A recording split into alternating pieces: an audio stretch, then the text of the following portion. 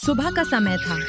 सूरज धीरे धीरे आसमान में उग रहा था और उसकी सुनहरी किरणें पूरे गांव को रोशन कर रही थीं। खेतों में हरी भरी फसलें हवा के साथ झूम रही थीं। पेड़ों पर पक्षी चहचहा रहे थे।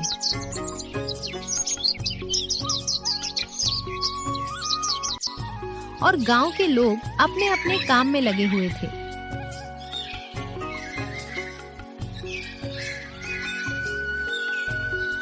किसी घर से रोटी बनने की खुशबू आ रही थी तो कहीं बच्चे खेलते हुए हंस रहे थे। ये छोटा सा गांव भले ही बहुत अमीर नहीं था, लेकिन यहाँ के लोगों के दिल बहुत बड़े थे। इसी गांव में एक मेहनती किसान रहता था जिसका नाम गोपाल था। वो बहुत ईमानदार और मेहनती इंसान था। उसकी छोटी सी झोपड़ी थी, एक बैल था और थोड़ा सा खेत था और एक छोटा सा परिवार था। अरे वाह, इस साल तो फसल बहुत अच्छी लग रही है। हाँ जी, अगर भगवान ने साथ दिया तो इस बार हमारे घर में खुशियाँ ही खुशियाँ होंगी। गोपाल की पत्नी सीता बहुत समझदार और मेहनती महिला थी। उनका एक छोटा बेटा भी था जिसका नाम मोहन था। गोपाल रोज सुबह सूरज निकलने से पहले खेत में काम करने चला जाता।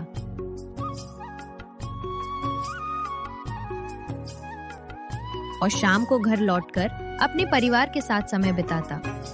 उनका घर भले ही छोटा था, लेकिन उसमें प्यार और खुशी की कोई कमी नहीं थी। बाबा, जब फसल बिकेगी तो मुझे लकड़ी की गाड़ी दिलाओगे? हाँ बेटा, जरूर दिलाऊंगा। और मेरे लिए नई साड़ी? सब मिलेगा, बस भगवान की कृपा बनी रहे।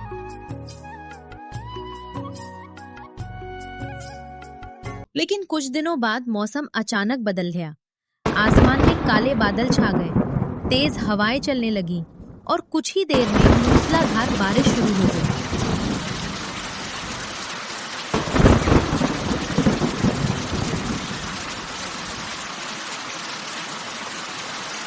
बारिश कई दिनों तक चलती रही। खेतों में पानी भर गया और धीरे धीरे फसल खराब होने लगी।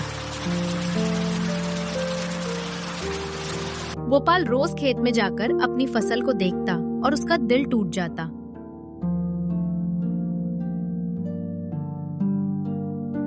हे भगवान, मेरी सारी मेहनत बर्बाद हो गई। हिम्मत मत हारो जी, फिर से मेहनत करेंगे। गांव में एक बहुत ही लालची और निर्दयी जमींदार रहता था जिसका नाम भानु सिंह था। वो गरीब किसानों को डराकर उनसे अनाज ले जाता था।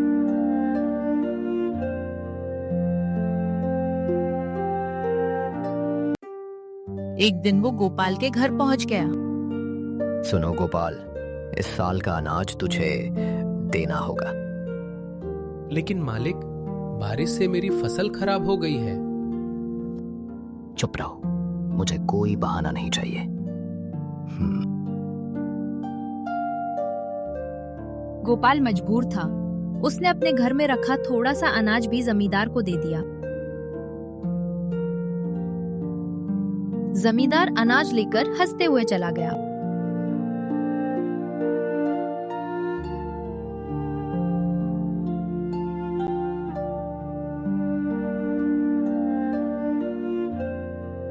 अब हमारे पास खाने के लिए भी मुश्किल से अनाज बचा है।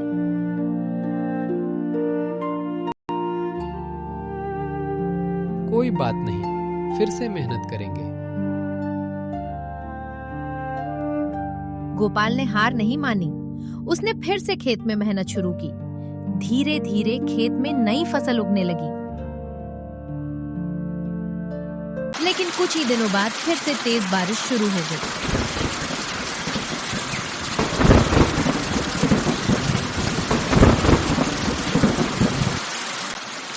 कई दिनों तक लगातार बारिश होती रही और एक बार फिर गोपाल की फसल खराब हो गई।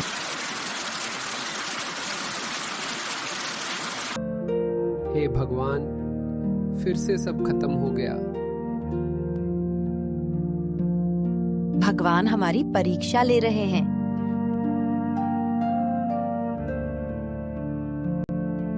अगली सुबह गोपाल अपने बेटे के साथ बाजार जा रहा है। तभी भानु सिंह मिलता है।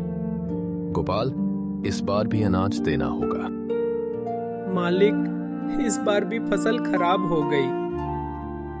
अगर अनाज नहीं दिया तो तुम्हारा खेत छीन लूंगा। गोपाल घर में बचा हुआ थोड़ा सा अनाज भी दे दिया। अब उसके परिवार के पास बहुत कम अनाज बचा था। उस दिन गोपाल मंदिर गया और भगवान से प्रार्थना करने लगा। हे भगवान, मैंने हमेशा मेहनत की है, मेरी मदद करो। अगले दिन गांव में एक सरकारी अधिकारी आया। वो किसानों की परेशानी सुनने आया था। जब उसने गोपाल की कहानी सुनी तो उसे बहुत गुस्सा आया। किसी को भी किसानों को धमकाने का हक नहीं है।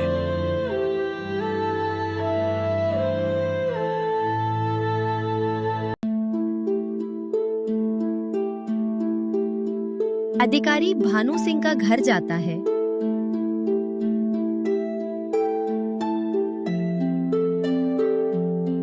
तुम गरीब किसानों को लूट रहे थे, अब तुम्हें सजा मिलेगी।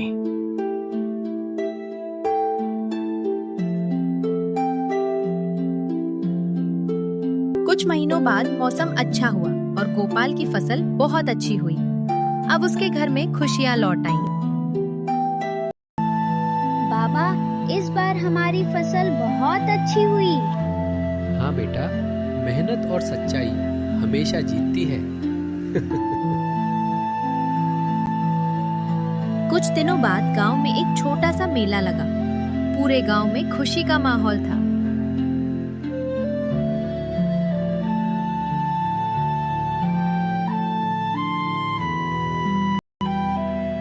बच्चे झूले झूल रहे थे, लोग मिठाइयाँ खा रहे थे और ढोल की आवाज पूरे गांव में गूंज रही थी।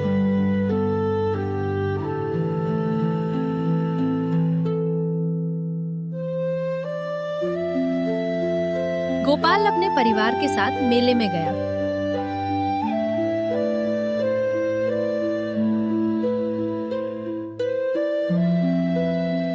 वाह बाबा, ये मेला कितना अच्छा है।